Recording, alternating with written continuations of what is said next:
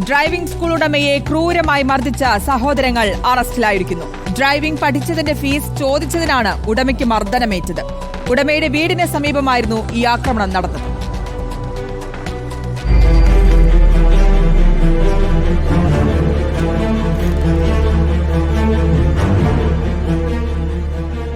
പത്തനംതിട്ട വെട്ടിപ്പുറം പേട്ട സ്വദേശികളായ സഹോദരങ്ങളായ 19-കാരൻ ആഷിഖ് റഹീം, 20-കാരൻ അഫ്സൽ റഹീം എന്നിവരെയാണ് Pathanamthitta police arrest ചെയ്തത്.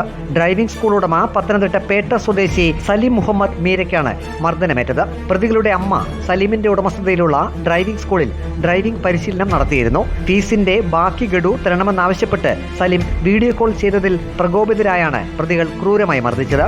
സലീമിനെ വീട്ടിൽ നിന്ന് വിളിച്ചിറക്കി നഞ്ചക്ക് കൊണ്ട് തലയിലും ശരീരമാസകലവും പ്രതികൾ മർദ്ദിച്ചു. സലീമിന്റെ ഭാര്യയെയും പ്രതികൾ മർദ്ദിച്ചു.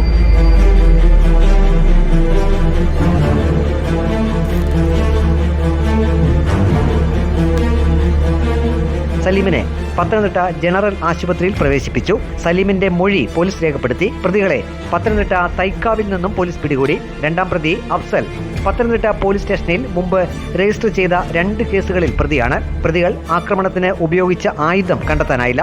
കൂടുതൽ ചോദ്യം ചെയ്യലിൽ പ്രതികൾ കുറ്റം സമ്മതിച്ചു. സംഭവസ്ഥലത്തെത്തി പോലീസ് തെളിവുകൾ ശേഖരിച്ചു. SI ഷിജു പി സാമിന്റെ നേതൃത്വത്തിലാണ് പ്രതികളെ പിടികൂടിയത്.